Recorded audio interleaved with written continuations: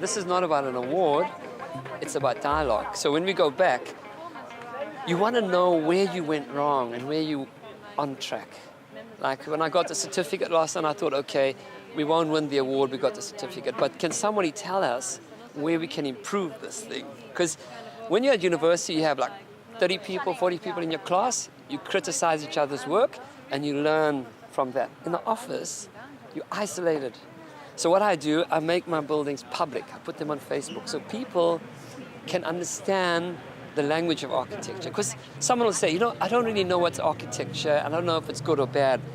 Tell me, but what is this about? And is it modernism? Is it neoclassical? I said, wait, let's start off with the principles of what the building is doing. It's expressing a place, so we lifted it up. We gave it townscape quality in an area that doesn't have that. If I buried it like the Apartheid Museum, I'll be burying the culture. If I took the Queen's structure and I buried her the third time, I would have been burying her. I wanted to express her as a sculpture, so she encourages a sculpture garden around her of people of today. She was an unknown woman. She went from being a queen to a domestic worker. She had no voice. Now she's got a voice, and she's the muse. So the influence of the building is really from that strength of that woman and the Zulu culture, not being a Zulu culture as a theme park. In Africa, there's a commonality that you can pick up.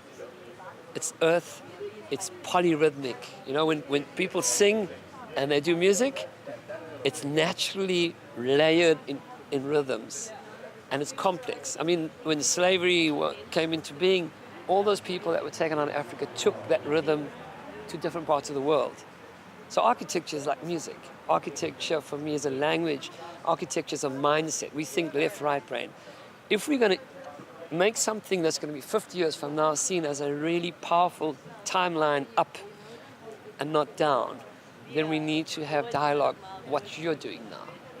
Because if we come out of here, we go back home, we can apply those principles, and together with clients like I have, the city, we can set guidelines so that developers follow those guidelines to making it for people.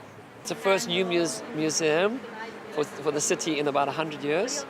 And we are saying that we want the new museum to be about culture, and we put it in the township. But we're going to change the name. It's Umkhumbane, because the river is called Umkhumbane.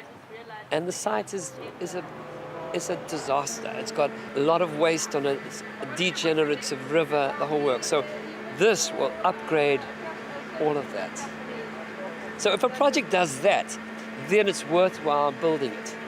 Not just about an icon to the architect. In fact, it's coming from earth, which is clay brick, cut by the community builders and put in place, concrete skeleton, which Le Corbusier calls liquid stone, and metals that create the mask or the surrealist entrance and identity where the sun shines and moves around it. For us in Africa, I think you limit your materials and you keep the powerful grounded. Every project that was on that list was an inspiration, from built to unbuilt. So architecture is not only about buildings, it's about the starting point. And you're creating the starting point of dialogue. And I'm over the moon, eh?